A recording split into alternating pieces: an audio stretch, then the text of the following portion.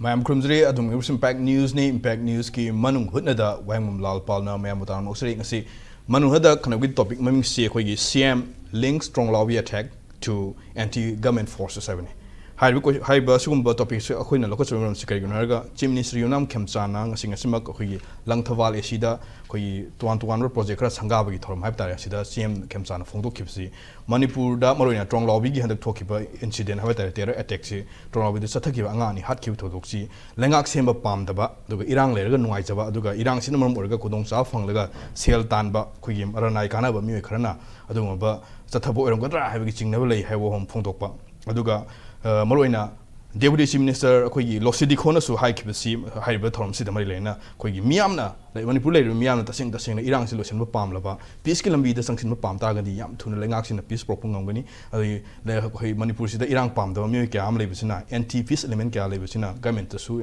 haiba posi akhoi yamna khudong sa da ohen bagi thabok tuni akhoi peace yam thuna prong han ba kan da aduna miyamna government saksali thoksing sida mapung phana cooperation PB haiba pot am leiba aduga hojik si Chief Minister ki statement sing mere na ngarang maksu kairao assembly constituency manung sana tuan ba haiba kairao sigi project kra sangaba da su Chief Minister phongdo khipsi maroina haiba Tronglaobi gi asungom ba incident sida koi terror attack sida chathakhiba chena myoising akoi amata lemna tharo asi soidana pharaga sapsawa justice phangana ba gamen hotnagni habigi assurance haigadra commitment haigadra sigum wafam phongdo khiba hum sulaikiba aduga gamen ki makhedi gi maroina manpu gamen ki koi thabuk lobda recruitment process da selam ta tingdana haitare selam ta chada corruption yaudna free and fair among the recruitment process tawra thabuk longna hotnagni habigi procedure chief minister yunam khemchana thamkiba asigumba hajiksi lai hom sida chief minister ki statement sida koina hojik ubu yabaji tasing sengna government sina handanda pangthokiba akoigi MPSC gi exam results haidokrab ta sigi results sida chu kadai fo yongna corruption yaudana kadai fo yongna free and fair among the akoigi recruitment process si tawraga haidokhiba gi habai question simyam nangna wahum lakpa aduga loinana hojik si lai wahum de Tronglaobi gi incident panba kanda Tronglaobi gi sung ba terror attack si lakpa kanda hojik pawda miyamna yam thuna justice pigadabni angang ani bomb attack ta hat khiba sigi pen da ba sounding budun khojo simhum kya da miyamna dumang khoi hong leitna protest pen da phongdokna ba protest sanction pa pot lerimnina sab justice pigadabni ha si miyamna gi leng da ba demand orga lebini do government ki ma khedi gi su sab akoigi justice pina ba senari bimi okudum phagat kani habigi wahum lebini masi kayam kuina matam sangadori aduga government pi diba assurance natra community sikadai fawba thabo ina pangtopung ngudori sinda khata haiba sina yarbra aduga thabok ina de hosu bawda masak thokba haiba tare masak thokpa uba yaba thabok ko ina de hosu bawda miyana pininga ba pote hosu uda sun morgam matam kyam loguduri haiba question kya lakpodun mang morgam tasing Tronglaobi incident si koigi miyamna hairiba aduga CSO jana hairibadi narco terrorist haibani koigi Cookie Maroina cookie narco terrorist na highway post sathakibani haba mkhoi mathakta sabsaba action logadabni military crackdown tawgadabni highway post demand tawbni do government ki makhedi gi chief minister makhedi ra tare masi government sema pamdaba government su thugai pamba irang tholaga masagi marane kanaba pamba adum kanguna chathabu oigani habigi wahum sulaibani na kadai danoma chief minister phongdu wahum si kadai fawu na sungaduri aduga kadai phawna masina CSO na phongdu posiga khoi manada pot na leirabra hab question thokpun morga ngasigi topics lokusabni habre sigi topics da khana naina Impact News ki studio da links in the library egi yet thang library ja kisan kaisam advocate kisam wa mataram sari kisan gek thang na maya links in briba ja rinku khumuksam editor impulse times ni ozarin ku bustra sari aduga yet thang library koi gi p bangim chandra spokesperson Manipur Pradesh Congress committee ni bangim bustra sari yana ma si ai ozarin ku don lakse ozarin ku chief minister gi statement si adumak ladiba Tronglaobi gi thokiba thokdoksi batangda adumak serious obagi mami yum didum tawa mali hobudi hona Tronglaobi incident si pen da phongdok pagloina na hairiba thokdoksi se senaba sing koi amata lemna tharoi hasi pharaga koi justice phangna bo honagani ha posima hanjin chief minister statement si ko toan ba koi gi public meeting sing da phongtok bo ham leire hata aduga home minister gi makhedi gi su haju phawda singnaba habtare orangoni have incident cyber attacks da yarangoni hana singnabani haiduna koigi mioi cadre manga phagat pai post leire so far highway incident si NI da sinakre investigation chathari habanatna miyamna masuk thokpu pot amde hosbapti udri adubo lai wahumdi chief minister gi ngasigi statement langthawal da pangthokiba mifum sida hairisi koigi santi pamdaba men semba sibu thugaino hotnaba aduga irang tholaga masagi maranai sel tanba khudongja phangjaba kanguna masi koi thon ba oram ba yai ha bo phom lakpani ꯃꯁꯤꯗ ꯀꯗꯥꯏꯗꯅꯣꯃ ꯃꯤꯌꯥꯝꯅ ꯈꯟꯅꯔꯝꯕ ꯄꯣꯠꯇꯨꯒ ꯒꯃꯦꯟꯅ ꯐꯣꯡꯗꯣꯛꯏꯁꯤꯒ ꯀꯗꯥꯏꯗꯅꯣꯃ ꯃꯥꯟꯅꯗꯕ ꯈꯔ ꯂꯩꯔꯕ꯭ꯔꯥ ꯍꯥꯏꯕ ꯄꯣꯠ ꯑꯃ ꯂꯩ ꯀꯗꯥꯏ ꯐꯥꯎꯕ ꯆꯤꯐ ꯃꯤꯅꯤꯁꯇꯔꯒꯤ ꯁ꯭ꯇꯦꯠꯃꯦꯟꯁꯤ ꯆꯨꯝꯃꯝꯒꯅꯤꯅ ꯂꯧꯏ ꯀꯃꯥꯏꯅ ꯊꯝꯕꯤꯅꯤꯡꯉꯤ ꯑꯣꯖꯥ ꯑꯩꯈꯣꯏꯒꯤ ꯍꯧꯖꯤꯛ ꯊꯣꯛꯏꯕ ꯏꯔꯥꯡ ꯃꯦ 3 2023ꯗꯒꯤ ꯊꯣꯛꯂꯛꯄꯅꯤꯀꯣ ꯊꯣꯛꯂꯛꯑꯀꯥꯟꯗ ꯍꯧꯖꯤꯛ ꯃꯈꯥ ꯆꯍꯤ 3 ꯐꯥꯔꯛꯀꯗꯧꯔꯕ ꯄꯣꯠꯁꯤꯗ ꯉꯔꯥꯡ ꯅꯍꯥꯟꯒꯤ ꯇꯥꯡ ꯐꯦꯕ꯭ꯔꯨꯋꯥꯔꯤ ꯊꯥꯗ ꯍꯥꯏꯇꯥꯔꯦ ꯑꯗꯨꯗꯩꯗꯨꯗ ꯁꯦꯝꯃꯛꯄ ꯑꯣꯏꯔꯝꯒꯅꯤ ꯒꯣꯔꯃꯦꯟꯁꯦ ꯊꯥ 2 ꯈꯔ ꯍꯦꯜꯂꯛꯄꯗ ꯉꯥꯏꯔꯤꯕꯅꯤ ꯁꯤꯗꯩꯁꯤꯗ ꯁꯦꯝꯃꯛꯄꯗꯨꯒ ꯑꯗꯨꯒꯤ ꯒꯣꯔꯃꯦꯟꯗꯨꯅ ꯍꯥꯏꯕ ꯄꯣꯠ ꯑꯃꯈꯛꯇ ꯑꯩꯈꯣꯏꯒꯤ 2023ꯗꯒꯤ ꯊꯣꯛꯂꯛꯄ ꯏꯔꯥꯡꯅꯦꯁꯦ ꯀꯥꯎꯕ ꯃꯥꯟꯕ ꯄꯣꯠ ꯑꯃꯈꯛ ꯌꯥꯎꯕ ꯑꯗꯨꯃꯥꯏꯅ ꯇꯧꯋꯦ ꯑꯗꯨꯅ ꯁꯔꯀꯥꯔ ꯁꯦꯝꯕ ꯄꯥꯝꯗꯕ ꯃꯤꯅ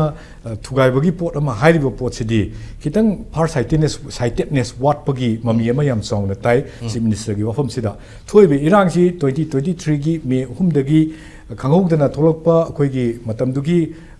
ꯂꯣ ꯑꯦꯟ ꯑꯣꯔꯗꯔꯕꯨ ꯉꯥꯛꯄ ꯍꯥꯏꯔꯣ ꯅꯠꯇ꯭ꯔꯒꯅ ꯃꯇꯝꯗꯨꯒꯤ ꯑꯣꯏꯕ ꯒꯣꯚꯔꯟꯃꯦꯟꯠꯅ ꯀꯟꯇ꯭ꯔꯣꯜ ꯉꯝꯍꯧꯗꯕꯅꯤ ꯈꯪꯗꯦ ꯑꯗꯒꯤ ꯃꯇꯝꯗꯨꯗ ꯂꯩꯔꯤꯕ ꯏꯟꯇꯦꯂꯤꯖꯦꯟꯁꯀꯤ ꯔꯤꯄꯣꯔꯠ ꯅꯤꯡꯊꯤꯅ ꯄꯤꯕꯅꯤ ꯈꯪꯗꯦ ꯑꯗꯒꯤ ꯊꯣꯛꯂꯛꯈꯤꯕꯗ ꯃꯊꯪ ꯁꯨꯝ ꯊꯣꯛꯂꯛꯄꯅꯦ ꯍꯥꯏꯕꯁꯦ ꯃꯗꯨꯒꯤ ꯄꯣꯠꯇꯣ ꯀꯥꯎꯊꯣꯛꯄ ꯃꯥꯟꯕ ꯑꯃꯈꯛꯇ ꯍꯟꯗꯛꯀꯤ ꯊꯣꯛꯏꯕ ꯇꯥꯡ 8ꯇꯒꯤꯅ ꯊꯣꯛꯂꯛꯏꯕ ꯑꯩꯈꯣꯏꯒꯤ ꯇꯥꯡ 8ꯇ ꯇ꯭ꯔꯣꯡꯂꯥꯎꯕꯤꯗ ꯊꯣꯛꯈꯤꯕ ꯊꯧꯗꯣꯛꯇꯨꯒꯤ ꯃꯇꯨꯡꯗ ꯊꯣꯛꯂꯛꯏꯕ ꯊꯧꯗꯣꯛꯁꯤꯗ ꯈꯛꯇ ꯌꯦꯡꯉꯒ ꯑꯗꯨꯋꯥꯏꯗ ꯀꯟꯐꯥꯏꯟ ꯇꯧꯅꯕ ꯍꯣꯠꯅꯔꯛꯄꯁꯦ ꯃꯁꯤ ꯂꯥꯏꯕꯛ ꯊꯤꯅꯤꯡꯉꯥꯏꯅꯤ ꯑꯗꯨꯅ ꯑꯩꯈꯣꯏꯒꯤ ꯂꯤꯁꯥꯡꯁꯤꯅ ꯆꯠꯊꯔꯛꯏꯕ ꯄꯣꯠꯁꯤ ꯂꯣꯏꯁꯤꯟꯅꯕ ꯍꯣꯠꯅꯕꯗ ꯑꯋꯥꯕ ꯊꯦꯡꯅꯔꯤꯕꯁꯤ ꯀꯗꯥꯏꯗ ꯂꯩꯔꯤꯕ ꯑꯋꯥꯕꯅꯣ ꯀꯔꯤ ꯃꯔꯝꯗꯒꯤ ꯊꯣꯛꯂꯛꯏꯕꯅꯣ ꯀꯔꯤ ꯃꯔꯝꯒꯤ ꯂꯣꯏꯁꯤꯟꯕ ꯉꯝꯗ꯭ꯔꯤꯅꯣ ꯍꯥꯏꯕꯒꯤ ꯋꯥꯐꯝꯗꯨꯗ ꯇꯥꯗꯕꯤꯗ ꯌꯥꯝꯅ ꯄꯤꯛꯄ ꯅꯦꯔꯦꯇꯤꯞ ꯑꯃꯈꯛꯇ ꯆꯠꯂꯀꯥꯟꯗ ꯍꯧꯖꯤꯛ ꯊꯣꯛꯏꯕ ꯏꯔꯥꯡ ꯂꯣꯏꯁꯤꯟꯕ ꯉꯝꯗ꯭ꯔꯤꯁꯤ ꯑꯩꯈꯣꯏꯒꯤ ꯁꯔꯀꯥꯔ ꯁꯦꯝꯕ ꯄꯥꯝꯗꯕ ꯁꯔꯀꯥꯔꯁꯤꯕꯨ ꯊꯨꯒꯥꯏꯕ ꯄꯥꯝꯕꯅ ꯑꯅꯤ ꯊꯣꯛꯅ ꯎꯕ ꯌꯥꯏ ꯁꯔꯀꯥꯔꯁꯤ ꯊꯨꯒꯥꯏꯕ ꯄꯥꯝꯕ ꯍꯥꯏꯕꯁꯤꯗ ꯁꯔꯀꯥꯔꯁꯤ ꯊꯨꯒꯥꯏꯕ ꯄꯥꯝꯕ ꯍꯥꯏꯕꯁꯤꯗ ꯁꯔꯀꯥꯔꯁꯤ ꯂꯩꯔꯒꯗꯤ ꯉꯁꯥꯏꯒꯤ ꯂꯩꯔꯤꯕ ꯑꯩꯈꯣꯏꯒꯤ ꯁꯦꯄꯔꯦꯠ ꯑꯦꯗꯃꯤꯅꯤꯁꯇ꯭ꯔꯦꯁꯟ ꯇꯥꯜꯂꯤꯕ ꯀꯥꯡꯕꯨꯁꯤꯡꯅ ꯃꯣꯏꯗ ꯄꯦꯜꯂꯔꯣꯏ ꯃꯣꯏꯒꯤ ꯅꯤꯡꯕ ꯊꯨꯡꯉꯔꯣꯏ ꯍꯥꯏꯕ ꯄꯣꯠ ꯑꯃꯈꯛꯇ ꯃꯗꯨꯒꯤ ꯁꯕꯣꯇꯦꯖ ꯇꯧꯅꯕꯅꯤ ꯍꯥꯏꯕꯒꯤ ꯄꯣꯠ ꯑꯃꯈꯛꯇ ꯎꯕꯁꯨ ꯌꯥꯏ ꯅꯠꯇ꯭ꯔꯒꯅ ꯁꯔꯀꯥꯔ ꯁꯦꯝꯕ ꯄꯥꯝꯗꯕ ꯍꯥꯏꯕꯁꯤꯗ ꯉꯁꯥꯏꯒꯤ ꯂꯤꯗꯔꯁꯤꯞ ꯀ꯭ꯔꯥꯏꯁꯤꯁ ꯂꯩꯕꯅꯤꯅ ꯂꯤꯗꯔꯁꯤꯞꯇꯨꯗ ꯄꯥꯝꯗꯕ ꯂꯤꯗꯔꯁꯤꯞꯁꯤ ꯏꯟꯗꯨꯔꯒꯗꯤ ꯑꯇꯣꯞꯄ ꯂꯤꯗꯔ ꯑꯃ ꯂꯥꯛꯄ ꯌꯥꯏ ꯀꯥꯏꯅ ꯈꯟꯕꯒꯤ ꯄꯣꯠ ꯑꯃꯈꯛꯇ ꯏꯜꯂꯛꯄ ꯀꯥꯡꯕꯨ ꯑꯃ ꯑꯅꯤ ꯊꯣꯛꯅ ꯎꯏ ꯍꯥꯏꯕ ꯇꯥꯔꯦ ꯍꯧꯖꯤꯛ ꯊꯣꯛꯏꯕ ꯁꯤꯆꯨꯋꯦꯁꯟꯁꯤꯅ ꯃꯔꯝ ꯑꯣꯏꯔꯒ ꯑꯗꯨꯒꯤ ꯄꯣꯠꯇꯨꯗ ꯎꯍꯟꯅꯕ ꯍꯣꯠꯅꯕ ꯑꯣꯏꯇꯥꯔꯒꯗꯤ ꯑꯗꯨꯋꯥꯏꯗꯨꯗꯗꯤ ꯂꯥꯏꯕꯛ ꯌꯥꯝꯅ ꯊꯤꯕ ꯄꯣꯠ ꯑꯃꯈꯛꯅꯦꯕ ꯑꯗꯨꯅ ꯈꯤꯇꯪ ꯍꯦꯟꯅ ꯁꯥꯡꯅ ꯎꯕ ꯄꯣꯠ ꯑꯃꯈꯛꯇ ꯊꯣꯛꯏꯕ ꯏꯔꯥꯡꯁꯤ ꯑꯩꯈꯣꯏꯒꯤ ꯁꯔꯀꯥꯔꯁꯦ ꯁꯦꯝꯕ ꯄꯥꯝꯗꯕꯅꯅꯤ ꯀꯥꯏ ꯍꯥꯏꯕꯁꯤ ꯏꯃꯦꯆꯣꯔ ꯑꯣꯏꯕ ꯉꯥꯏꯍꯥꯛꯇꯪꯒꯤ ꯄꯣꯂꯤꯇꯤꯀꯦꯜ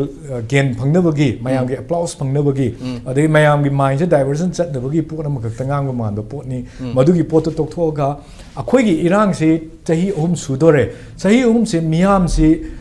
freedom of movement ꯂꯩꯇꯗꯅ ꯑꯗꯒꯤ ꯉꯁꯥꯏꯒꯤ ꯂꯩꯅꯔꯝꯃꯤꯕ ꯍꯥꯟꯅꯒꯤ ꯏꯕꯟ ꯃꯇꯩ ꯃꯅꯥꯎ ꯐꯥꯎꯕꯗ ꯂꯩꯃꯤꯟꯅꯕ ꯐꯪꯗꯗꯅ ꯂꯩꯔꯤꯕ ꯄꯣꯠꯁꯦ ꯀꯃꯥꯏꯅ ꯂꯣꯏꯁꯤꯟꯒꯅꯤ ꯍꯥꯏꯕꯒꯤ ꯔꯣꯗ ꯃꯦꯞ ꯑꯃ ꯄꯨꯊꯣꯛꯇꯅ ꯑꯗꯒꯤ ꯀꯝꯃꯨꯅꯤꯇꯤ ꯃꯔꯛꯇ ꯀꯃꯥꯏꯅ ꯇꯥꯁꯤꯟꯅꯒꯅꯤ ꯍꯥꯏꯕꯒꯤ ꯄꯣꯠ ꯑꯃꯗ ꯑꯗꯣꯝꯗ ꯆꯪꯁꯤꯜꯂꯀꯥꯟꯗ ꯂꯣꯏꯁꯤꯟꯅꯕ ꯍꯣꯠꯅꯕꯁꯤꯗ ꯍꯤꯟꯗ꯭ꯔꯦꯟꯁ ꯄꯤꯔꯤꯕꯁꯤ ꯀꯅꯥꯅꯣ ꯀꯔꯤꯗꯒꯤꯅꯣ ꯍꯥꯏꯕꯁꯤ ꯅꯤꯡꯊꯤꯖꯅ ꯈꯟꯗꯣꯛꯑꯀꯥꯟꯗ ꯑꯗꯨꯋꯥꯏꯗ ꯉꯥꯡꯄ ꯑꯣꯏꯔꯒꯗꯤ ꯑꯗꯨꯋꯥꯏꯗꯗꯤ ꯌꯥꯝꯅ ꯐꯕ ꯄꯣꯠ ꯑꯃ ꯑꯣꯏꯒꯗꯕꯅꯤ ꯂꯥꯏꯕꯛ ꯊꯤꯕꯗꯤ ꯑꯗꯨꯒꯤ ꯄꯣꯠꯇꯨꯃ ꯌꯥꯎꯗ꯭ರೆ ꯇꯧꯕꯇꯕꯨ ꯍꯧꯖꯤꯛꯀꯤ ꯂꯪꯊꯕꯥꯜꯒꯤ ꯄꯣꯠꯁꯤꯗ ꯍꯥꯏꯔꯛꯄꯅꯤꯅ ꯑꯩꯈꯣꯏꯒꯤ ꯍꯧꯖꯤꯛ ꯂꯩꯕꯤꯔꯤꯕ ꯆꯤꯐ ꯃꯤꯅꯤꯁꯇꯔꯁꯤꯅ ꯁꯦꯅꯥꯄꯇꯤꯗ ꯆꯠꯄ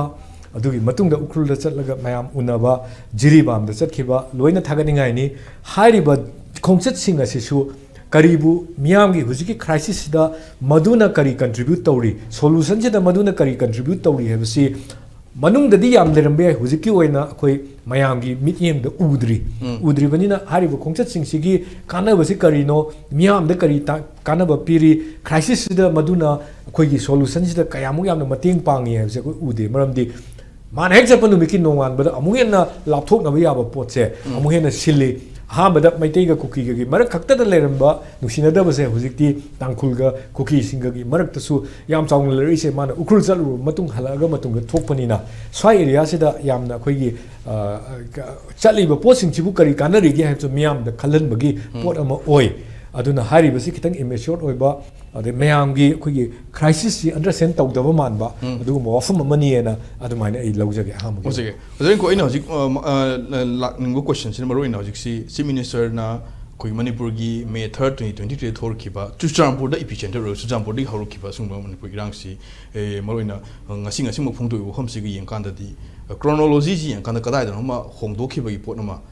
specifically Tronglaobi gi sina tongan hekta urukpa mari irei lena da bodong na torokpai pot am lakpa aduga hoji ojang ju thambiba sarkar thugayo pamba sing na irang si thon thoram bia have pot lakta gadi kada num immature oiba pot am lei habani na adu chimna sugi species da sigulma ba chujampuri thorki irang si manan kauk thokpa malaga sigum phongdor kan da kanana sarkar thugaina bo honori ke have question thoi aduga kari gi damta sarkar si thugaina bo hona duino have question thori aduga sarkar thugaina honaraga irang lehelaga khogi masagi khudong chaw phangba sel tanbu lei have pot am lakpanina sida lairiba manipur gi situation sida asigumba thokpagi mami tayin lobra kamai thamini yam chumme hujiki haibu da simisna haibu da achumba amakhakte irang sida khudong chaba lawraga irang sida maram orga moi hingnabagi lambi yakpa kangbu amadi leise akoi hobudagi hainarga lakpa pot amane ada hairiba pottu ngasagi me humdagi thoklaiba irang sida padabida ngasagi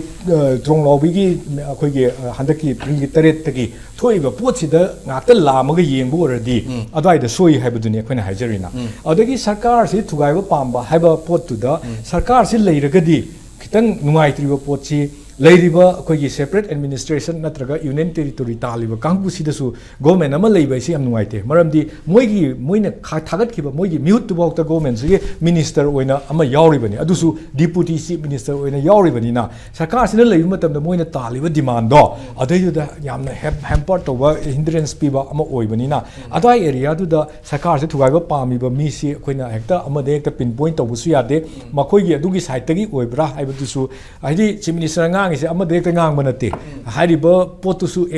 keno haitara target to haiba tare aduga loina na ngasai government si lakanda moigi manungi leadership munabagi pot sida aduda tawribra haina mayam da khalanabagi pot amasu oi haibadi sakar thugaina ba haiba sida mana min tawrisi kanano haiba matamda ani thongna uyeba koina mayam sida kaigino da moigi marakta moigi leadership ki sida stable oiba yena daba unanimous oiba pot ama leitaba dumaina ubasina mana harisu moida haribara natragana hariba separate administration tanba sida haribra hisigi khitang chamamnaba amadi le aduna amnimak haibadi sakar thugaiba pamba haina hairaga amuksu masidagi hingba kari crisis dagi hingba mi haibadudi amarom da crisis ida khudong chaba lawraga masidi hingba leite haibe yaroi masidi hingba yamna lei maru oina akoigi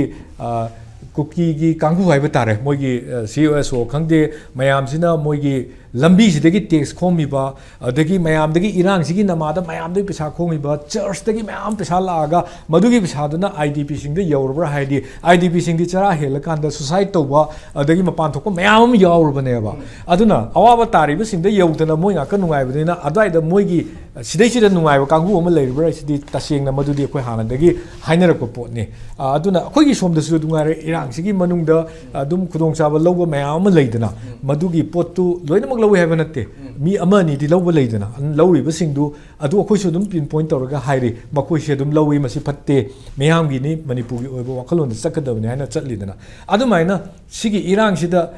thaina akoi haina daina HIV AIDS ki matamda akoi NGO mayam to matamda living on HIV AIDS haina living on ko aduga kaigino HIV AIDS sida hingba HIV AIDS ki project loro sum hengbu mayam leiramni dana matamamda HIV AIDS sida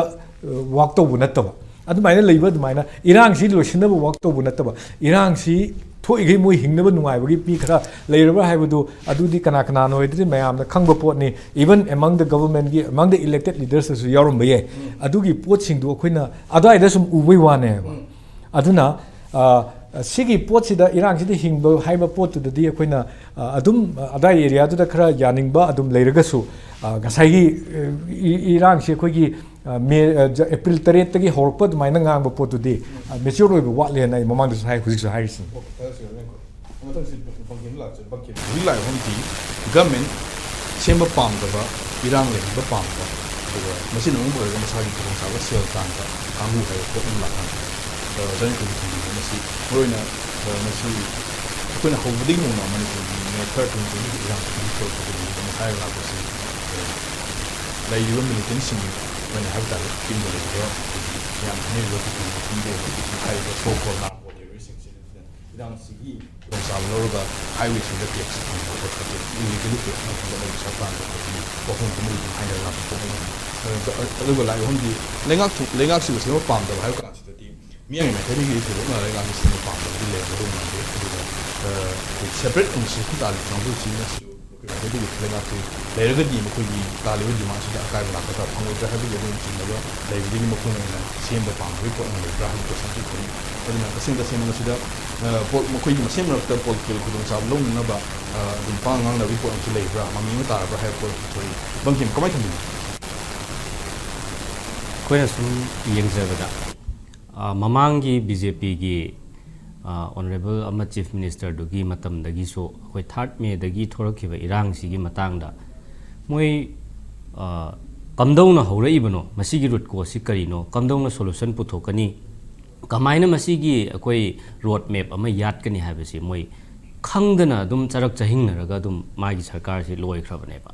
hujik la ibasi so still confused chatpadawna itau tawbadawna koina ujayeba hek yengbada haibadi irang si kamdongna thoibano kaidawbano haibase moina matam gi oibo statement among sum kibasina maram oirakanda irang si kamdongna hauribano masigi main reason si kaino haibasi moi khangdabra haibagi question ama thore price adu phare matam gi matungina moina pigadaba statement si adum pizaraga so any reason ama moina pidi badu chumme bu khallase akoi gi laingak semhan ningdaba kana individual or organization khara laire khallase moi lairi bado sarkar na thidokpa si moi mathau natabra laibak ama ninghai na ba hotna ba adagi laibak si instability laina ba hotna ba haibasi anti state activities ne ba anti state elements mayam se moina find out tawthoaga madu phajana solve tawna ba akhoi streamline tawthokpa ngamdaba haibase sarkar si weakness natraba moigi asoi ba natraba sarkar thugai na ba hotnare haraga manipur praja miyam na ngasi akhoi mikap mirau khol mayam si phagadawri braba leigidraba mayam do hingalakadawri braba hairiba statement sing siga akhoi huji oiriba prevailing situation siga akhoi relevant ama ioi oidaba dawna tawba hek akhoi samnadaba am leiriba sarkar thugai gadaba thugai ningba sarkar paihaningdaba mioi khujo kharana ekhoi thuanba male Tronglaobi gi incident do hai taragadi adu khangagadi tumin lei se kai ginoba maduda thidokadaba natragana phagadaba natraga madu kamain tawraga ekhoi semdokani kaidogani haibasi praja ekhoi gi thaura natraga sarkar gi mathaura ba masi moina amu onjhallaga ekhoi praja da takpiraga aduna oiramba yai aduna ne haina khalle ai sumaina chingnai hana sum matam lela leiri se kari ginoba tawgadaba thabak tawdoisi kanano sarkar si natraba adune ba khoina taw haibadi moigi tongan ba version different statement from time to time pirag leibase koi pamde ba adagi yam laibak thiba thodok amana amu Tronglaobi gi thokiba thodok tu da akhoi gi honorable home minister na akhoi statement pi basida huji crackdown tawnaba akhoi gi main power main force yam wat le hai election gi state sing the election bound state sing sida akhoi duty gi chatkibagi sidagi withdraw tawkibagi central armed police force myam si lokthokidana akhoi sida main power wat le main force wat le aduna akhoi bengal gi election loiraga assam gi election loiraga halaga akhoi mihat pasing thigatna ba hotna gani phana ba hotna gani haini si tabada nungai braba adu laibak thiba thodok tubo akhoi watharaga hayeng moi hala akanda akhoi mihat pasing thian gani haisibo sigi nungi artha si karino ba manipur praja se center gi BJP na su usitadana leiringai mathak sida amu state gi BJP sina asuki mati akhoi je center da usit handabane sigi myam ji mihat phana na ba central security force oisino state force oisino mihat pa singdo phana na ba moi thijan humjan na ba moi bu crackdown tawna na ba akhoi military forces sing di leite election gi chatkhi mihat pasing puthokpio mihat si yaningde micham praja chamjaraba angang singi punsi manghanba yaningde makhoi gi damukta justice pigadabne haidana pendadana khongjang changjalliba mioi singdubu hatokna naba security force ti layaba tawrise mioi bagi punsi kanbina naba security force ti leiteba manipur da micham praja onjhallaga hatna naba security force ti layaba aduna swaisida akoina kaino tawrise manipur da layba adu bangki maraktana CM na su khoi sing khoi gi hari bak Tronglaobi gi thodok sida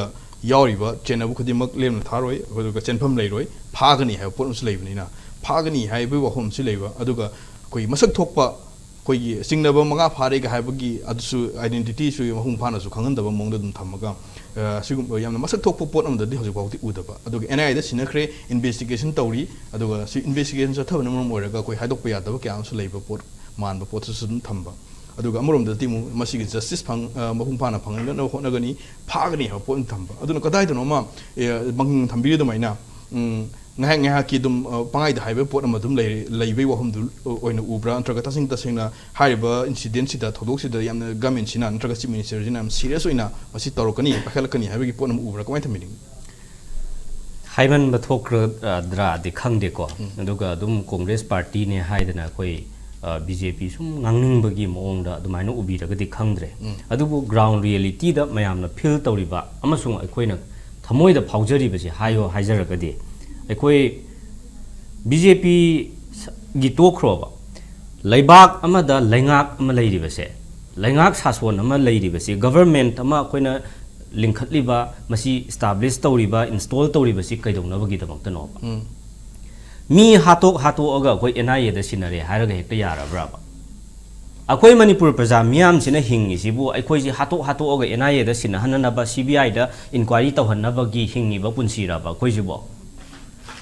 अदगी लेंगाक अमा लेना Moina मसागी मथौदु तौददना Moina हेक्ता थौदो अमा थोकपगा NIA ना तौरिसि करिगिनोबा सिसु इकाइनिङाइ नत्राबा अदगी अमु NIA दा सिनगिबा case incident खुदिंगमक्सि लोइना महि चाराब्रा ngasi बाउदा justice फंगब्रा मोइगी where about कदाइ यौखरे मरि मखोंग अखोइ ngasi बाउ खंगदना lion लेरिनेबा अदुना NIA दा सिनरे हारगा प्रजा मियामगी खोइरांग खोइसाउनबसे नमधनबा थेमननबा इशुदुदगी नाथैरगा चटखिबा यानरबा मतम गी अखोइगी डाइवर्ट टेक्टिक सिजनरगा चटपनदि यारोय तसेंगना सोल्यूशन अमा पुरकनबा थोइबा प्रॉब्लम सि सॉल्व तौननबा होटनगदबनेबा नमझल्लिबा मखै हेन इशु चाउथोरकनिबा थैरगा चेलिबा मखै प्रॉब्लम सिना तानरगा प्रॉब्लम सिना BJP सरकार सि चासनगिनिबा मोइसे नोंमदि मोइ हुजिक मोइना क्रिएट तौरिबा प्रॉब्लम मैम सिना मोइ मसादा मथक्ता नल्लगा कय यामना साथीबा दोसा तागे सि मोइ खंद्रियब ओके असिगुमा मैम से अखोइ BJP सरकार सिना मतम गी स्टेटमेंट पीरगा अखोइ गी रियल इशू दगी नाथैबा सि हाइबसि याम लाइबक थीबने अरुगा सरकार अमा लैरिसे मागी रूल ऑफ लॉ सि फजना लेहलकपा मतमदा लॉ एंड ऑर्डर सि फजना मेंटेन तौरकपा मतमदा वा यामना nganganiङाइ लेते लॉ बु चटना हलबा थोइबा पुनमकसे लोइना अखोइ लाक्सन मंगमेबा लो लेते ताकनेबा लो लेते ताकपदि लो मेंटेन तौब ngamदे हाइबनेबा लो एंड ऑर्डर मेंटेन तौब ngamद्रबा सरकार सिदि लेंगाक सिदि कैदौनबा लैरिनो हाइबसिनेदा सुमाइन थमजगे ओके थागसरि बंके ए ब्रेक मवांगे हन राउंड सि रोइबोइना किशन लागे किशन हजिक लायो हमदि ट्रोंगलाओबी की मतंग दा हजिक ओइना पल्लोकांदा जस्टिस की होम कन मैम गांगनरी गवर्नमेंट सु हारिपोसी मैम तालिब डिमांड से मतुंग इन फंगन होटनगनी हाबगी अदुम थाजब क्या सु पीबो हम लेगी अदु जस्टिस हाइब कांसिदा जस्टिस बु कदाइ को होगी हाइब क्वेश्चन लाकपा प्रैक्टिकल टर्म्स दा NIA दा सिनरगा इन्वेस्टिगेशन चथरी हाइब पोसिन एक्टर जस्टिस ओइगदरिब्रा अदुगा चिंगनबा खरा फारि हारगा हजुपाउदा फारिबसिंगसि कनानो अदुगा तसिंगना हाइरिबा केस सिदा इंसिडेंट सिदा टेरर अटैक सिदा यावबा मी ओइब्रा नत्र ओइदब्रा हाइबगी कन्फ्यूजन अमसु अदुम लेहलगा थंबा याम मसिग रंगदा याम क्लियर ओइब स्टेटमेंट हजु लेहनदबा अदुगा हजुपाउदा प्रोसिक्यूशन तौरब्रा अदुगा हाइरिबा विक्टिम सिंगसिगी कॉम्पेंसेशन मपुंग फाना पीरब्रा हाइबा क्वेश्चन के आमला जस्टिस हाइबो कानसिदा अदुना जस्टिस हाइबसि कदाइ भु कोबगी करम मोंगदा जस्टिस पी तारगदी खोइगी मियामगी खर मखैदि निंगबा थुंबा हाइगद्रा कमाय हाइगनी कमाय थमिनिंग हजिक मयामना हजिक सियाम हॉट ओइनको अंगांग अनि लेगिदबगी ट्रोंगलाओबीगी इंसिडेंट न हाइबे वानी NIA दा सिनगिजे यामदि याम बन खल्लेको अखोइना खंजबदा ममांगदा अंगांग अनि नुपैमचा लिंथोइंगानबिगी इशू NIA दा सिनगी मालिक अदुवा कमल बाबूगी बुदी खरा कंपेंसेशन के का खरा हाइना कोर्टर हैफेट केस पुदी थेंगनिको याम फॉलो पुदी तौदे अदुगा जिरीगी मा इंसिडेंट्स खराजु NIA दा सिनगिको NIA दा सिनैजे यामदि यामेगो अदुगा NIA दा सिनरे नत्रगा CBI दा सिनरे हाइरगा इशू से अदुम लोइदे हाइतारेनिको अदुना इशू से अदुम लोइदे अदुगा इवन पब्लिक की मेमोरी जु याम शॉर्ट ओइबनिना हजिक मक्सो तुम हाइरजी Tronglaobi episode se kaulgum mani ngasi je public ki memory dagidi hojik issues mainly loise ayam khoi chum yengjabda CSO gi kai khanaba khotna chubagi issue sama thengnare ko NRC census na haibadi root cause dagi poti dum thaira se dagi mu ukruli episode ong yoksale amarak sida pot issue se yaman bai tare ko root cause nei na da Tronglaobi gi ju samani ko mayam dum khoi ban any practical advocate natrama di Tronglaobi incident sida khoi dum asoi mayam dum ugre phana thigal ju phangaroi ko police ki investigation da kadi kano to phone the crime scene di almost destroy di to gre ai khoi dum ubang ko Facebook ta kai da isa mak phel budi chalu bana te sum video du bai wani yam chum magadi ko aduga thi gi yauna go men yamna sincere waina to ge har gadi kesu yam kuiba episode pudi natti haitare ko mi mana thangai sengna tauge hairagadi suppose NIA da leiriba employee ko staff CBI da leibi staff ko any issues the Manipur police khangde ama adagi central paramilitary force leiba moina tauge yamna spirited oina ai taude yadi tauge hairagadi kesumta leiba pot nate Manipur da jo khoina jo angangai matam da hajik kaino na jo bakim na haiba central gi force wale khole highway wani matam amadi Manipur police force ka yam ponte ba public control to je commando je sim lak da mi jing je pai chenarim ne ba aduna hajiki Manipur police khangde amadi central force ne moi da leiba public ke spirit moi ge ba service ke spirit se mangi dong na tawre even leiriba even government gi employees jing dum haitaren matam amadagi leiramba hi spirit se leirak ta ba sidane koina ju mainly mani mi gi spirit se kai dai mangi no hai thabak chang ma da ne okay chama nei NI exam kamai thai NI gi hai exam recruitment ke shu lai na te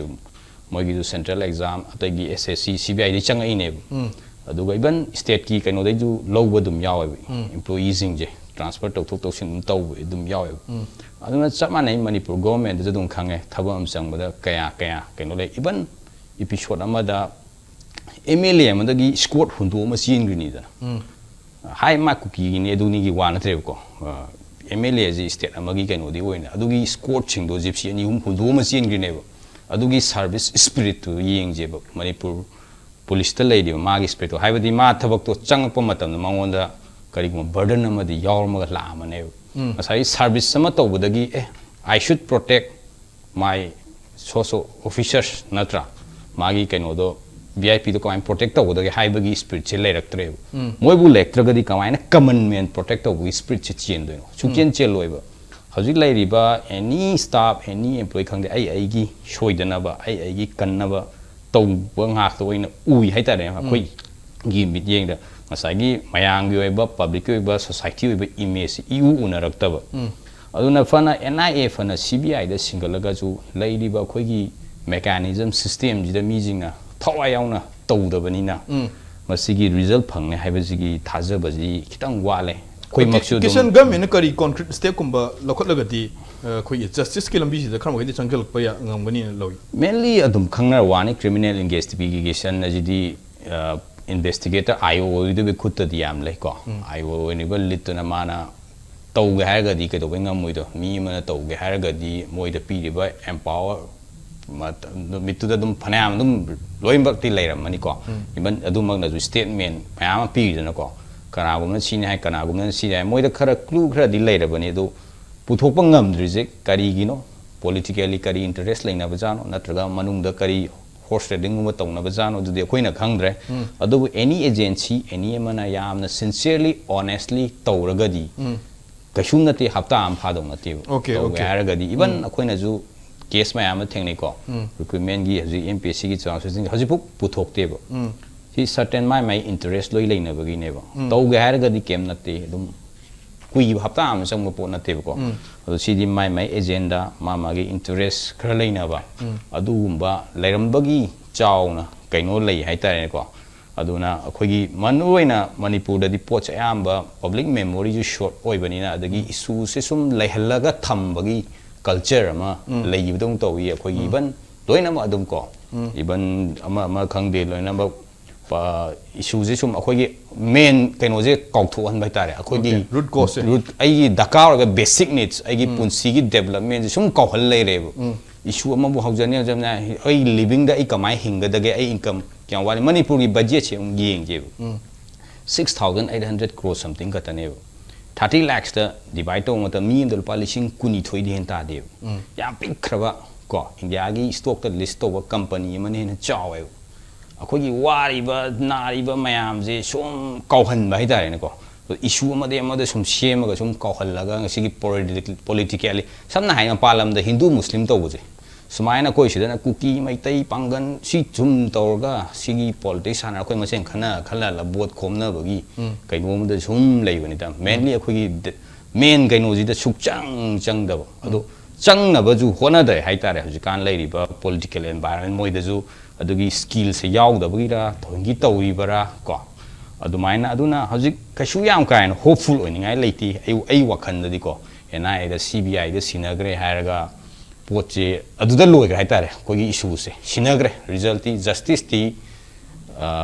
ꯁꯤꯕꯨ justice ꯃꯉꯥꯏꯔꯦ ꯉꯁꯥꯏꯒꯤ ꯁꯝꯅ ꯍꯥꯏ ꯍꯧꯖꯤꯛ ꯑꯗꯨꯝ ꯃꯌꯥꯝ ꯍꯥꯏꯅꯩ ꯑꯩ ꯁꯣꯛꯇꯅꯕ ꯑꯗꯨꯒꯤ ꯐꯤꯕꯝꯗ ꯂꯣꯏ ꯂꯥꯛꯅ ꯍꯥꯏꯇꯥꯔꯦꯅꯦ ꯑꯩ ꯄ꯭ꯔꯣꯇꯦꯛꯁꯟ ꯂꯧꯅ ꯍꯥꯏꯕꯗꯤ ꯏꯚꯟ ꯐꯦꯠꯁꯦ ꯌꯥꯝꯅ ꯂꯩꯅꯔꯛꯇ꯭ꯔꯦꯕ ꯏꯟꯁꯇꯤꯇ꯭ꯌꯨꯁꯟꯁꯤꯗ ꯉꯁꯥꯏꯒꯤ ꯇꯧꯒꯦ ꯍꯥꯏꯔꯒꯗꯤ ꯑꯩ ꯍꯥꯏꯖꯅꯤ ꯀꯩꯝꯇ ꯅꯠꯇꯦ ꯒꯣꯔꯃꯦꯟꯅ ꯌꯥꯝ ꯊꯨꯅ ꯑꯗꯨꯝ ꯇꯧꯕ ꯌꯥꯏ ꯑꯗꯨꯕꯨ ꯉꯁꯥꯏꯒꯤ ꯀꯔꯤ ꯄ꯭ꯔꯦꯁꯔ ꯂꯩꯅꯕꯩꯅꯣ ꯋꯤꯗꯤꯟ ꯗ ꯄꯣꯂꯤꯇꯤꯀꯦꯜ ꯀꯩꯅꯣ ꯅꯠꯇ꯭ꯔꯒ ꯀꯔꯤ ꯑꯦꯖꯦꯟꯗꯥ ꯂꯩꯅꯕꯩꯅꯣꯗꯤ ꯈꯪꯗ꯭ꯔꯦ ꯑꯗꯨꯅ ꯑꯩꯈꯣꯏꯅ ꯖꯁꯇꯤꯁꯁꯦ ꯈꯔ ꯋꯥꯅꯗꯤ ꯑꯗꯨꯝ ꯂꯩꯔꯅꯤ ꯍꯥꯏꯕꯁꯤꯃ ꯍꯥꯏꯖꯒꯦ ꯑꯗꯨꯒ ꯇꯧꯁꯦ ꯍꯥꯏꯔꯒꯗꯤ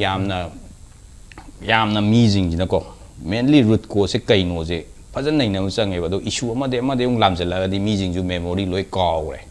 ꯑꯗꯨꯅ ꯂꯣꯏ ꯗꯥꯏꯚꯔꯠ ꯇꯧꯔꯒ ꯂꯣꯏ ꯆꯠꯈ꯭ꯔꯦ ꯀꯤꯁꯟ ꯖꯁꯇꯤꯁ ꯋꯥꯒꯅꯤ ꯍꯥꯏꯕ ꯄꯣꯠꯁꯦ ꯍꯧꯖꯤꯛ ꯂꯩꯔꯤꯕ ꯁꯤꯁꯇꯦꯝꯁꯤꯗ ꯂꯩꯔꯤꯕ ꯇꯣꯉꯥꯟ ꯇꯣꯉꯥꯟꯕ ꯏꯟꯁꯇꯤꯇ꯭ꯌꯨꯁꯟꯁꯤꯗ ꯂꯩꯔꯤꯕ ꯊꯥꯖꯕ ꯍꯟꯊꯔꯛꯄ ꯑꯗꯨꯒ ꯃꯈꯣꯏꯒꯤ ꯀ꯭ꯔꯦꯗꯤꯕꯤꯂꯤꯇꯤ ꯑꯗꯨꯒ ꯃꯈꯣꯏꯒꯤ ꯃꯣꯔꯦꯜ ꯑꯩꯈꯣꯏꯒꯤ ꯋꯥꯔꯛꯁꯤ ꯈꯔ ꯃꯈꯩꯗꯤ ꯈꯔ ꯁꯣꯟꯊꯔꯛꯄꯒꯤ ꯄꯣꯠ ꯑꯃ ꯂꯩꯕ ꯑꯗꯣ ꯒꯃꯦꯟꯠꯀꯤ ꯃꯥꯏꯀꯩꯗꯒꯤꯗꯤ ꯑꯗꯨꯝ ꯊꯥꯖꯕ ꯑꯦꯁꯨꯔꯦꯟꯁ ꯍꯥꯏꯒꯗ꯭ꯔꯥ ꯋꯥ ꯑꯣꯏꯅꯗꯤ ꯑꯗꯨꯝ ꯄꯤꯕ ꯖꯁꯇꯤꯁ ꯐꯪꯍꯟꯒꯅꯤ ꯑꯩꯈꯣꯏꯒꯤ ꯆꯦꯟꯅꯕꯁꯤꯡ ꯃꯤꯍꯥꯠꯄꯁꯤꯡ ꯐꯥꯒꯅꯤ ꯍꯥꯏꯕꯒꯤ ꯄꯣꯠ ꯑꯃꯗꯤ ꯑꯗꯨꯝ ꯍꯟꯖꯤꯟ ꯍꯥꯏꯕ ꯄꯣꯠ ꯑꯃ ꯂꯩꯕ ꯅꯥꯀꯜꯔꯣꯝꯗ ꯍꯧꯖꯤꯛ ꯃꯈꯣꯏꯅ ꯇꯧꯊꯣꯔꯛꯏ ꯊꯕꯛꯁꯤ ꯃꯇꯨꯡ ꯏꯟꯅꯗꯤ ꯖꯁꯇꯤꯁ ꯐꯪꯕꯗ ꯈꯔ ꯃꯈꯩꯗꯤ ꯑꯁꯥꯁꯤ ꯎꯗꯦ ꯍꯥꯏꯕ ꯄꯣꯠꯁꯨ ꯀꯤꯁꯟ ꯊꯝꯕꯤꯔꯤ ꯑꯗꯨꯅ ꯀꯗꯥꯏꯗꯅꯣ ꯃꯁꯤꯗ ꯆꯤꯟ ꯈꯛꯇꯪꯅ ꯌꯥꯔꯣꯏꯗꯕ ꯄꯣꯠ ꯑꯃꯗꯤ ꯑꯣꯏꯔꯤ ꯑꯗꯣ ꯑꯦꯁꯨꯔꯦꯟꯁ ꯑꯃꯗꯤ ꯁꯨꯝ ꯃꯤꯌꯥꯝꯗ ꯊꯥꯖꯍꯟꯕꯒꯤ ꯄꯣꯠ ꯑꯃ ꯁꯨꯝ ꯄꯤꯔꯒ ꯁꯨꯝ ꯂꯩꯕꯅꯗꯤ ꯌꯥꯔꯣꯏꯗꯕꯅꯤꯅ ꯀꯔꯤ ꯇꯧꯍꯟꯅꯤꯡꯉꯤ ꯀꯃꯥꯏꯅ ꯇꯧꯍꯟꯅꯤꯡꯉꯤ ꯄꯤꯁꯟ ꯀꯔꯤ ꯇꯧꯔꯒꯗꯤ ꯑꯩꯈꯣꯏꯒꯤ ꯖꯁꯇꯤꯁꯀꯤ ꯂꯝꯕꯤꯁꯤꯗ ꯁꯦꯡꯅ ꯍꯥꯏꯔꯒꯗꯤ ꯍꯧꯖꯤꯛ ꯑꯗꯨꯒꯤ ꯁ꯭ꯇꯦꯠꯃꯦꯟꯗꯨꯕꯨꯗꯤ ꯄꯣꯂꯤꯇꯤꯀꯦꯜ ꯁ꯭ꯇꯦꯠꯃꯦꯟꯅꯤ ꯑꯗꯨꯝ ꯍꯥꯏꯕ ꯌꯥꯏꯀꯣ ꯃꯅꯤꯄꯨꯔꯒꯤ ꯍꯧꯖꯤꯛꯀꯤ ꯑꯩꯈꯣꯏꯒꯤ ꯋꯣꯟꯁꯦ ꯍꯧꯖꯤꯛ ꯌꯥꯝ ꯗꯤꯞ ꯑꯣꯏꯈꯔꯦ ꯀꯣ ꯍꯧꯖꯤꯛꯁꯦ ꯑꯩꯈꯣꯏꯅ ꯍꯦꯛꯇ ꯇꯛ ꯇꯧꯔ ꯉꯁꯤ ꯍꯌꯦꯡ ꯂꯣꯏꯕ ꯌꯥꯔꯣꯏ ꯍꯧꯖꯤꯛꯇꯤ ꯁꯣꯔꯠ ꯇꯥꯔꯝ ꯂꯣꯡ ꯇꯥꯔꯝ ꯄ꯭ꯂꯥꯟ ꯀꯩꯅꯣ ꯁꯤ ꯍꯧꯖꯤꯛꯃꯛꯁꯨ ꯂꯩꯕ ꯎꯗꯦ ꯂꯩꯌꯦꯁꯨ ꯇꯥꯗꯦ ꯋꯥꯈꯟꯁꯨ ꯈꯟꯗ꯭ꯔꯤꯕ ꯃꯥꯜꯂꯦ ꯑꯩꯅ ꯁꯨꯝ ꯈꯟꯕꯗ ꯑꯗꯨꯅ ꯁꯣꯔꯠ ꯇꯥꯔꯝꯅ ꯀꯩꯅꯤ ꯃꯦꯗꯤꯌꯝ ꯇꯥꯔꯝꯅ ꯀꯩꯅꯤ ꯂꯣꯡ ꯇꯥꯔꯝꯅ ꯀꯩꯅꯤ ꯀꯣ ꯁꯨꯃꯥꯏꯅ ꯄ꯭ꯂꯥꯟꯁꯤ ꯇꯧꯕꯒꯤ ꯃꯃꯤꯁꯨ ꯑꯝꯇ ꯎꯗꯦꯀꯣ ꯅꯦꯛꯁ ꯁ꯭ꯇꯦꯞꯇꯣ ꯀꯩꯗꯧꯕ ꯌꯥꯏ ꯍꯧꯖꯤꯛ ꯃꯦꯟ ꯐꯣꯀꯁꯅ ꯀꯩꯅꯣ ꯀꯣ ꯍꯧꯖꯤꯛ ꯍꯥꯏꯅꯤꯡ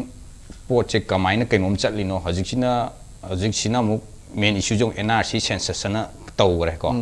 NRCꯕꯨ ꯇꯧꯔꯦ ꯁꯦꯟꯁꯁꯄꯨ ꯇꯧꯔꯅꯦꯕꯨ ꯂꯧꯔꯁꯦꯕ ꯁꯄꯣꯁ ꯇꯧꯗꯣꯔꯤ ꯃꯤꯗꯣ ꯉꯁꯥꯏꯒꯤ ꯑꯩꯅ ꯍꯥꯏꯖꯕꯗꯣ ꯒꯣꯔꯃꯦꯟꯒꯤ ꯔꯤꯀ꯭ꯔꯨꯏꯠꯃꯦꯟꯗꯩ ꯈꯜꯂꯕ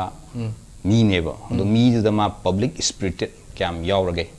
ꯃꯥꯅ ꯐꯅ ꯆꯠꯂꯁꯨ ꯃꯤ ꯑꯗꯨꯝ ꯍꯥꯞꯆꯤꯟꯈꯤꯗꯦ ꯃꯥꯏ ꯀꯨꯁꯤꯅꯦꯕ ꯃꯥꯅ ꯀꯂꯦꯛꯁꯟ ꯇꯧꯔꯛꯄ ꯗꯦꯇꯥꯗꯨꯅ ꯐꯥꯏꯅꯦꯜꯅꯦꯕ ꯃꯤꯗꯨꯅ ꯑꯗꯨꯒꯨꯝꯕ ꯃꯤꯗꯨꯅ ꯆꯠꯇꯣꯏꯅꯦꯕ ꯑꯗꯨꯅ ꯃꯤꯗꯨꯒꯤ ꯄꯕ꯭ꯂꯤꯛ ꯁ꯭ꯄꯤꯔꯤꯇꯦꯠꯁꯦ ꯌꯥꯝ ꯑꯣꯏꯍꯟꯕ ꯑꯃ ꯆꯪꯉꯦꯕ ꯁꯥꯔꯚꯤꯁ ꯁ꯭ꯇꯦꯠꯇ ꯑꯣꯏꯗ꯭ꯔꯒꯗꯤ ꯃꯥꯅ ꯑꯗꯨꯝ ꯍꯥꯞꯅꯤꯡꯕ ꯄꯣꯠꯁꯤ ꯍꯥꯞꯆꯤꯟꯕ ꯌꯥꯏ ꯑꯗꯨꯅꯅꯦ ꯑꯩꯈꯣꯏꯅ MPSC ꯀꯩ ꯀꯦꯁ ꯇꯧꯔꯤ ꯃꯤꯁꯤꯡꯒꯤ ꯁ꯭ꯄꯤꯔꯤꯠꯁꯦ ꯌꯥꯝ ꯁꯣꯜꯂꯛꯑꯦꯕ ꯑꯩꯈꯣꯏꯒꯤ ꯑꯗꯨꯅ ꯃꯤꯁꯤꯡꯁꯦ ꯁ꯭ꯄꯤꯔꯤꯠꯁꯦ ꯈꯔ ꯂꯩꯍꯟꯕ ꯑꯃ ꯆꯪꯉꯦ ꯂꯣꯡ ꯇꯥꯔꯝ ꯂꯣꯝꯗ ꯐꯣꯀꯁ ꯇꯧꯔꯛꯇ ꯌꯥꯗ꯭ꯔꯦ ꯁꯣꯔꯠ ꯇꯥꯔꯝꯗꯅ ꯑꯩꯈꯣꯏꯒꯤ ꯒꯣꯔꯃꯦꯟꯅ ꯄꯣꯂꯤꯁꯤꯁꯦ ꯑꯩꯈꯣꯏꯒꯤ ꯃꯤꯁꯤꯡꯁꯦ ꯐꯥꯏꯅꯥꯟꯁꯤꯌꯦꯜꯂꯤ ꯀꯃꯥꯏꯅ ꯁꯥꯎꯟ ꯑꯣꯏꯍꯟꯒꯗꯒꯦ ꯍꯥꯏꯕꯒꯤ ꯃꯍꯨꯠꯇ ꯑꯩꯈꯣꯏꯒꯤ ꯏꯔꯥꯡꯁꯤ ꯁꯨꯝ ꯂꯩꯍꯟꯕꯁꯦ ꯏꯔꯥꯡꯁꯦ ꯍꯥꯟꯅ ꯔꯤꯖꯣꯜꯕ ꯇꯧꯕ ꯑꯃ ꯆꯪꯉꯤꯅ ꯁꯤꯗꯤ ꯗꯥꯏꯂꯣग ꯅꯠꯇꯅꯗꯤ ꯎꯄꯥꯏꯗꯤ ꯂꯩꯇꯦꯗꯅꯀꯣ ꯑꯗꯨꯅ ꯃꯦꯟꯂꯤ ꯗꯥꯏꯂꯣग ꯇꯧꯗ꯭ꯔꯒꯗꯤ ꯎꯄꯥꯏꯗꯤ ꯂꯩꯔꯔꯣꯏ ꯑꯗꯨꯒ ꯏꯟꯇꯔꯅꯦꯁꯅꯦꯜꯒꯤ ꯀꯩꯒꯤ ꯃꯌꯥꯝꯁꯨ ꯍꯥꯏꯀꯣ ꯖꯤꯑꯣ ꯄꯣꯂꯤꯇꯤꯛꯁꯅꯦ ꯑꯗꯨꯅꯤ ꯑꯗꯨꯒ ꯑꯩꯈꯣꯏꯅ ꯀꯣꯟꯁꯇꯤꯇ꯭ꯌꯨꯁꯟꯗꯗꯤ ꯉꯔꯥꯡ ꯅꯍꯥꯟꯁꯨ ꯁꯦꯝꯅꯁꯨ ꯍꯥꯏ ꯁꯦꯟꯇꯔꯅ ꯂꯣꯏ ꯁꯤꯟꯕꯅꯤ ꯑꯩꯗꯤ ꯎꯄꯥꯏ ꯂꯩꯇꯦ ꯑꯗꯨꯕꯨ ꯑꯩꯈꯣꯏꯅ ꯀꯣꯟꯁꯇꯤꯇ꯭ꯌꯨꯁꯟꯗ ꯌꯦꯡꯉꯨꯔꯗꯤ ꯂꯣ ꯑꯦꯟ ꯑꯣꯔꯗꯔꯁꯤꯗꯤ ꯁ꯭ꯇꯦꯠ ꯁꯕꯖꯦꯛꯅꯤ ꯀꯣ CMꯒꯤ ꯃꯈꯥꯗ ꯂꯣꯏꯒꯅꯤ ꯑꯗꯨꯒꯤ ꯑꯃꯨꯛ ꯐꯔꯦ CMꯅ ꯄꯥꯏꯗ꯭ꯔꯦ ꯍꯥꯏꯔꯒꯗꯤ ꯒꯦꯜꯃꯣꯡꯗ ꯂꯩꯗꯣ CRPFꯅꯤ ꯍꯣꯝꯒꯤ ꯃꯈꯥꯗ ꯑꯣꯔꯗꯔꯅꯤ ꯑꯗꯩ ꯃꯣꯏꯅ ꯄꯥꯏꯔꯒꯅ ꯀꯃꯥꯏꯅ ꯏꯄꯤꯁꯣꯗꯇꯣ ꯊꯣꯛꯑ ꯂꯩꯅꯣ ꯁꯤꯒꯤ ꯁ꯭ꯇꯦꯟ ꯀꯣꯟꯇ꯭ꯔꯥꯗꯤꯛꯇꯔꯤ ꯁ꯭ꯇꯦꯟ ꯌꯥꯝ ꯂꯩꯌꯦꯕꯀꯣ ꯐꯤꯜꯗ ꯑꯗꯨꯅ ꯀꯃꯥꯏꯅ ꯁꯤꯒꯤ ꯀꯝꯃꯨꯅꯤꯀꯦꯁꯟ ꯑꯃ ꯏꯋꯥꯠ ꯋꯥꯠꯄꯀꯣ ꯍꯥꯏꯕꯗꯤ CMꯅ ꯐꯅ ꯍꯥꯏꯔꯒꯁꯨ ꯃꯥꯏ ꯃꯈꯥ ꯊꯥꯕꯁꯤꯡꯁꯤꯅ ꯇꯧꯗ꯭ꯔꯕ꯭रा ꯇꯧꯕ ꯉꯝꯗ꯭ꯔꯕ꯭रा ꯑꯦꯛꯖꯤꯀ꯭ꯌꯨꯠ ꯇꯧꯗ꯭ꯔꯕ꯭रा ꯍꯥꯏꯕꯒꯤ ꯁꯤꯒꯤ ꯀꯩꯅꯣ ꯑꯃꯁꯨ ꯂꯣꯏ ꯑꯗꯨꯅꯦ ꯉꯁꯥꯏ ꯑꯩꯅ ꯄꯕ꯭ꯂꯤꯛ ꯁꯥꯔꯚꯦꯟꯁꯤꯡꯁꯦ ꯉꯁꯥꯏ ꯄꯕ꯭ꯂꯤꯛꯀꯤ ꯁ꯭ꯄꯤꯔꯤꯠꯁꯦ ꯐꯅ CMꯅ ꯐꯅ ꯍꯥꯏꯔꯒꯁꯨ ꯃꯣꯏꯅ ꯇꯧꯗ꯭ꯔꯒꯗꯤ ꯂꯣꯏꯔꯦ